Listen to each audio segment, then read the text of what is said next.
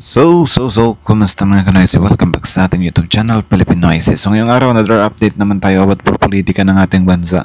So, ngayon naman, about naman to sa dalawang binata, Siyempre, walang iba yan. Kung di si Kong Miao at saka si Congressman Sandro Marcos. So, I think banggaan to ng dalawang mga congressman, mga batang congressman from Duterte camp and Marcos camp. So, tingnan natin kung nasa kalingkingan nga ba talaga. So, sa yung araw, meron itong pamagat na Kong Kiko napilitang magpakumbaba, ? Sandro pinuri ng mga mambabatas dahil dito. So, bago natin simulan sa yung araw, supportahan nyo yan. Tapos, syempre, kung trip nyo ng mga ganitong reaction video may kasama kayo manood, huwag nyo na rin kalimutang supportahan yung YouTube channel natin, Philippine Noises. So, mga kanoisy, hindi na natin ito patatagalin pa. Simulan na natin baka agkawin pa ng China. Ganun pamagat ng video ito. Kong Kiko talaga, napilitang magpakumbaba, Sandro pinuri ng mga mababatas dahil dito. Sa yung araw, Pilipino ay like, comment, share, subscribe. Start. Sandro Marcos, lumabas ng Genius Mind, nilampaso si Kong Kiko Barsaga at pinuri ng mga kapwa kongresista. Ano tong ginawa mo? Nakakagulat naman. Sandro Marcos, nilampaso si Kiko Barsaga. Pero paano niya ginawa? Sa puntong ito, nais kong ipabot ang aking pong taus-pusong pasasalamat sa ating majority bloc sa pinamumunuan ng ating majority floor leader, Sandro Marcos. Salamat sa inyong pagkakaisa, tiyaga at malasakit sa proseso. To the Committee on Rules, who helped shepherd the deliberations, led by our brilliant majority leader, Ferdinand Alexander Marcos. May mga eksenang kahit hindi mo inaasahan, bigla kang mapapahinto. Paano niya nagawa yun? Ganon eksakto ang reaksyon ng mga kongresista nang makita nila kung paano lumabas ang genius mind ni Sandro Marcos sa gitna ng tensyonado at matinding deliberasyon ng 2026 national budget. Pero teka muna, hindi ito simpleng kwento ng talino. Ito yung klaseng laban na hindi mo agad malalaman kung paano natapos hanggat hindi mo naririnig ang buong istorya. Ang tahimik pero mapanganib na simula. Habang ang iba ay abala sa politika, tahimik lang si Sandro Marcos sa gilid. Walang sigaw, walang yabang, pero may plano. Tama naman. Sobrang laki talaga ng pagkakaiba. Parang dito mo nga makukumpara din na yun nga, yung si Kiko, yung hinahangaan ng mga DDS. Syempre, kasi sila nasanay sila sa asal bastos or asal, ewan ko kung asal squatter ba yan or whatsoever. Diba? Pero something like that. Na parang, ganyan kasi sila Yung mga DDS kasi, dyan sila mas nabibigyan ng gana. 'Di ba?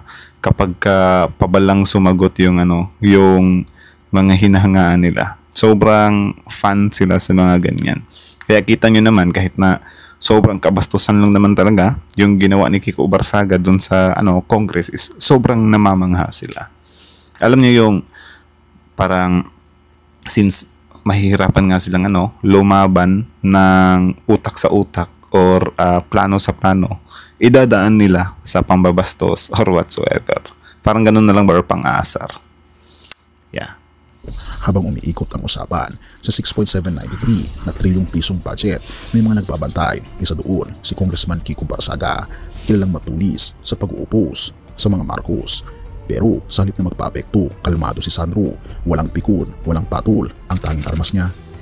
Ewan ko lang kung bakit tinitingnan siyang matulis sa pag-uupos. Kasi yun nga, yung way naman ng pag-uupos niya is parang pang-aasar lang ba? Di ba? Kumbaga, walang talim, asar lang talaga. Di ba? Tsaka kung hindi naman pumapabor sa DDS yan, for example, sa kabilang panig or whatsoever, hindi sa DDS, hindi dito sa Red, hindi naman magiging ganyan kaingay yan It's just, yun nga, yung mga DDS kasi, parang mas nasisiyahan sila sa mga ganito. Diba? Sobrang dali nilang pahangain Yun nga lang ginawa ni Senator Robin Padilla dun sa ibang bansa. Dinala niya yung stand ni FPRD. Parang ang tingin na nga nila kay Robin Padilla dun, hero. Diba? Parang ganyan sila sobrang dali lang nilang utuin. Diba? Kita nyo yung yung pagtakbo ni Senator Amy Marcos, yung sa mga bilyar. Supposed to be, talo na yun 'di ba? Pero last minute na lang, 'di ba? Pinumot lang saglit ni Bibi Sara. Yung comment ng mga DDS doon? Wow, okay to. Kasi na sila, sumusuporta na sila kay Bibi Sara. Ayun, nanalo yung dalawang senador. 'Di ba? Alam niyo yung ganyan. Sobrang dali lang kasi talaga nilang utuin pare. Ewan ko kung nakikita nyo rin yan. Comment down below kung nag-agree kayo. Disiplina, data at deadly precision sa salita. Ang Congress Meow moment noong tinrol ni Barsaga si Sandro sa plenaryo. Oo, yung tawag na Congress Meow. Akala ng lahat madidiskaril ang batang Marcos pero hindi siya natinag. Instead, mas lalo siyang tumibay. While others laugh, he focused. Therefore, imbes na maging meme, naging moment of mastery ito para sa kanya. Any words, sir? Any words? Meow meow. At ito ang big reveal. Hindi ba? Parang ano lang, parang asal bata lang. Tsaka, mamaya. Pagdating ng boto sa 2026 General Appropriations Bill, 287 ang nag-yes at sa likod ng tagumpay na yun, hindi lang pangalan ni Sandro ang nabanggit. Speaker Pochidi mismo ang pumuri. To our Majority Floor Leader Sandro Marcos, thank you for your unity, perseverance, and dedication. Sa puntong ito, nais kong ipabot ang aking pong taus-pusong pasasalamat sa ating Majority Block sa pinamumunuan ng ating Majority Floor Leader, Sandro Marcos. Salamat sa inyong Nako. pagkakaisa, tiyaga at malasakit sa proseso. Hindi lang yun, si Representative Mika Swanson pa mismo nagsabi, led by our brilliant Majority Leader, Ferdinand Alexander Marcos. Brilliant? Hindi dahil anak siya ng presidente, kundi dahil pinatunayan niya na may sarili siyang utak at sariling diskarte. To the Committee on Rules, who helped shepherd the deliberations, led by our brilliant Majority Leader, Ferdinand Alexander Marcos. At ang twist sa likod ng tagumpay, remember September Tsaka ang tingin ko din talaga kay Sandro Marcos inihanda na talaga siya. Like bago pa man siya umabot ng congressman, I think inihanda na siya. Kasi sobrang smooth lang talaga ng pagiging congressman niya. Like parang alam niyo yung tipong parang sobrang bihasa na. 'Di ba? Parang kaya niya nga nang gawin siguro yung trabaho ng isang senador eh. 'Di ba? Parang ganun ba? Naka-focus lang sa trabaho talaga. Wala lang 'yun. Sa akin lang naman 'yun. Nasa sa inyo din kung ano yung tingin nyo. Number 17, yung araw na nag-resign si Martin Romualdez bilang speaker. Chaotic, tense, halos mabuwag ang majority block. Pero may isang tao naglagay ng pandikit para manatiling buo ang lahat. Yes, si Sandro mismo. Habang ang iba nag-aaway, siya tahimik na nag-organisa. Therefore, nung bumalik ang order, siya rin ang dahilan kung bakit tuloy-tuloy ang trabaho. The Genius Unmasked. Hindi mo kailangang sumigaw para mapansin. Hindi mo kailangang pagyaman ang talino mo para tawagin kang brilliant. Pero sa tahimik pero matibay, yung marunong humawak ng... Pero doon kasi nakabase yung mga DDS supporters. 'Di ba? As long as mag-oppose ka sa mga kalaban nila, susuportaan ka nila. They will look you like you're the hero. Ganon. Kita nyo, paano kung nasabing ganyan? Every time may DDS na halimbawa mga DDS senators or whatsoever na magkamali. 'Di ba? Magkamali sa layo, hindi magkatugmang paniniwala na or whatsoever. Biglang aawayan ng mga 'yan. Naalala nyo dati yung issue ni Robin Padilla yata yun, correct me if I'm wrong na lang. Parang may namali lang or na-misinterpret lang na masabi si Robin Padilla. Inaaway na agad ng mga DDS.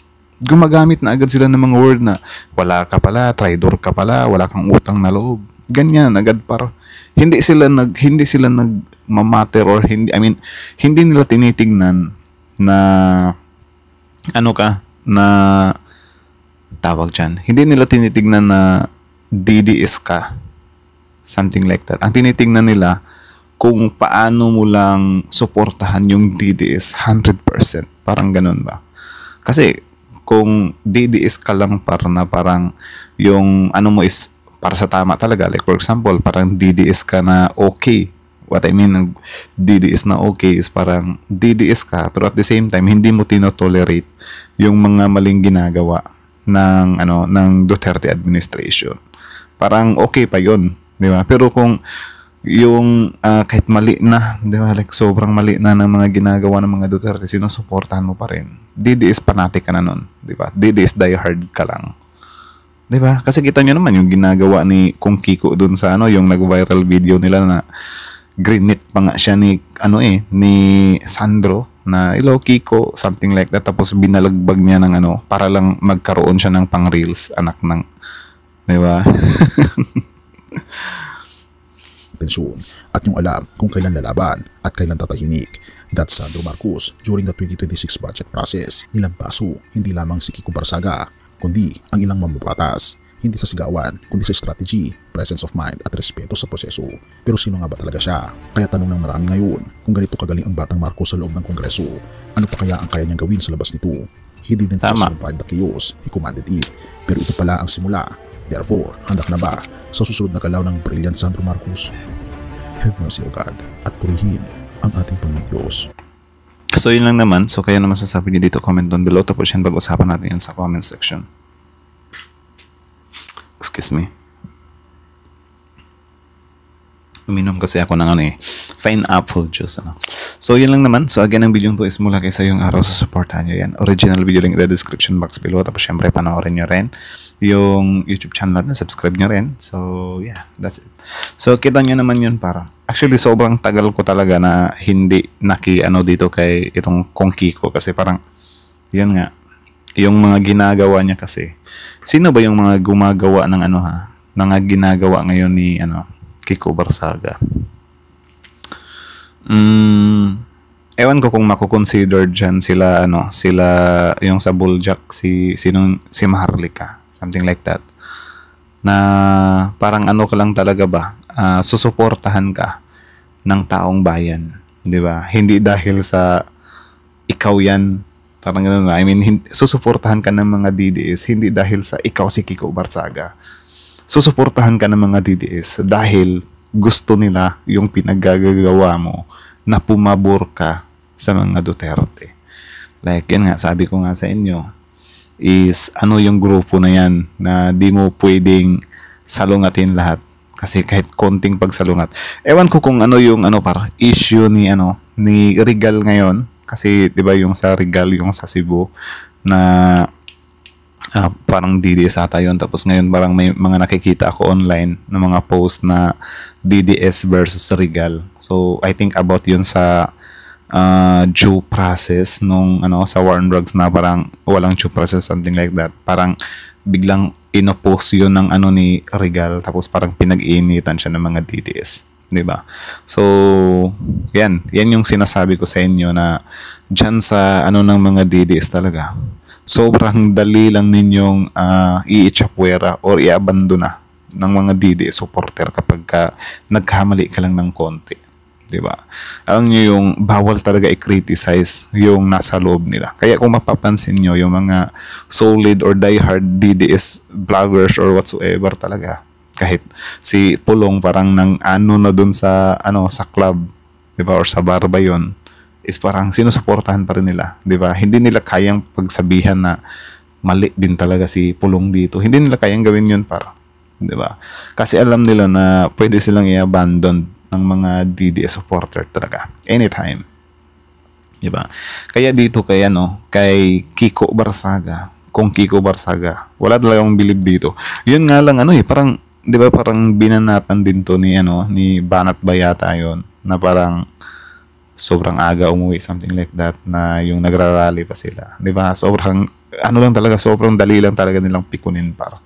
So parang wala nga talaga siyang totally unity. Ang sa kanila lang talaga yung pinaka ng mga Duterte, suportahan mo yung Duterte at all cost, 'di ba? Huwag mong i-criticize yung mga Duterte. Goods ka sa mga DDS. Magkamali ka lang ng konti, wala, tanggal ka agad, 'di ba? Willing nilang kalimutan yung suporta na ibinigay mo. So sa pagkakaalam ko, yung Regal na yon, grabe yun kung makaano kay Duterte dati, 'di ba? Tapos yun nga, nagulat na lang ako, pinag-iinitan na. So, tayo dito, hindi na tayo magugulat kung ito si Kiko Barsaga. Actually, parang nagsimula na nga, di ba, na parang pinag-iinitan din siya. Mula nga nung, inano siya ni Banat Bay na parang amagang umuwi ata yun sa rally. Correct me if I'm wrong. Di ba? So, kita nyo naman, si Sandro Marcos dito is parang sobrang unbothered talaga. Hindi niya talaga pinapansin yung mga ganito kasi alam niya rin mismo sa sarili niya pare. Ewan ko kung si Congressman Sandro Marcos is basang-basa niya na rin yung mga DDS na ganito nga yung mga asal nila, diba? Na parang patulan sila kasi parang yun yung gusto nilang mangyari talaga eh. Guluhin ng guluhin, pikunin ng pikunin yung admin. Yun nga lang, dito sila sumakto kay Sandro Marcos, diba? So for me, wala talaga para. Sobrang layo sa or wala sa kalingkingan si Kiko Barsaga kay Sandro Marcos. Tingin ko lang naman yun. Di ba? Parang ano lang siya, parang pusa lang siya na attack dog. Ganon. Di ba? Hindi mo maintindihan. Parang mini attack dog lang ba? Pero maraming tumitingala sa tao, ah. Di ba? Maraming tumitingala sa kanya. Pero yun nga, parang sabi ko nga talaga, konting ano lang talaga dito. Idadump to ng mga DDS anytime eh. Di ba? Which is sobrang pangit ng ganyan. So, yeah. Kayo, do you think Sandro Marcos, ano yung nakikita or nakikita nyo pa ba sa kanya yung ano, future na, ewan ko kung senator. Pero I think, ewan ko lang din, kung hilaw pa ba siya as senator this 2028. Or nakadepende kasi may 3 years pa naman siya na patunayan talaga, di ba? Na okay siyang maging congressman this coming 2028. Di natin alam. Or baka mag-re-elect lang din ulit siya. Di natin alam. So, anyways, that's it. So, kayo na masasabi niyo dito, comment down below. Tapos yun, pag-usapan natin yan sa comment section. So, meow, meow, meow, meow. Napiyok pa. Filipino ICs out. Like, comment, share, subscribe.